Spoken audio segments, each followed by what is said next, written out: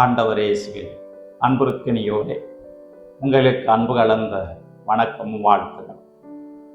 June 17ஆம் நாளான இன்று திரு அவையோடு இணையும் புனித எமிலி தே வியல்லார் என்ற புனிதையினுடைய நினைவு நாளை கொண்டாடுவார். 18ஆம் நூற்றாண்டில் பிரான்ஸ் நாட்டில் இருந்த ஒரு செல்வ செழிப்பான குடும்பத்திலே பிறந்தவர் இவர். சிறு வயதிலே இவருடைய தாயார் இவரை அன்பு செய்வதிலும் வழிகாட்டுவதிலும் நல்வழிப்படுத்துவதிலும் சிறந்திருந்தார். அதிலேயே இவர் நல்ல முறையில் வளர்ந்து வந்தார். ஆனால் இவருக்கு 15 வயது நடக்கிற பொழுது இவர் தன்னுடைய தாயை இழந்தார். இதன் பிறகு இவர் தன்னுடைய தந்தையின் கட்டுப்பாட்டுக்குள் வந்தார். அவர் இவரை என்ன செய்தார் என்று சொன்னால், ஒருவனுக்கு மணமுடித்து கொடுக்க விரும்பினார்.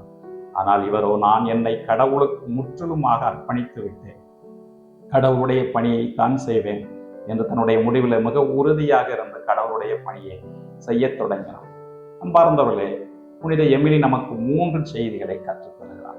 1, தாராளம் மனம். இவர் தன்னிடமிருந்ததை வறியவர்களுக்கு முகமலர்ச்சியோடு கொடுத்தார்.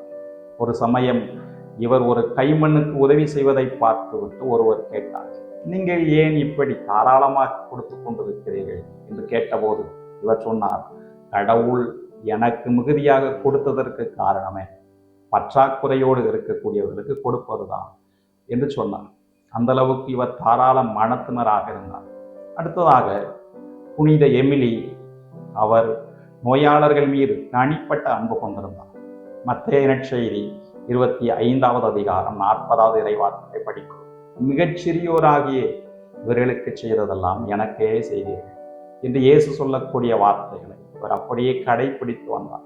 ஆனால் தான் நாட்டிலே கொடிய நோய் பரவிய போது இவர் அவர்களுக்கு முகமலர்ச்சியோடு உதவி செய்தார். எல்லாரும் ஓடிப்போனாலும் கூட இவர் நோயாளர்களை கவனித்துக் கொள்வதில் தனி கவனம் செலுத்தினார். 3வதாக இவர் கடல் கடந்து நற்செய்தி அறிவித்தார். இவர் ஒரு துறவற சபையை நிறுவினார். அந்த சபையினுடைய பெயர் sisters of Saint Joseph apparition என்பதாகும்.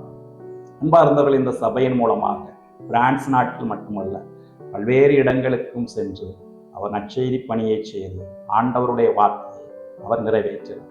இவ்வாறு தாராள மனத்திற்கும் நோயாளர்கள் மீது தனிப்பட்ட அன்பிற்கும் கடல் கடந்து நற்செய்தி பணி செய்ததற்கும் மிகப்பெரிய முன்முதாரணமாக இவர் இருந்தார். இவரிடமிருந்து நாம் இந்த புண்ணியங்களை கற்றுக்கொண்டு அவருடைய வழியிலே நடப்பதற்கான ஆற்றலை கடவுளிடத்திலே கேட்போம். ஆம்.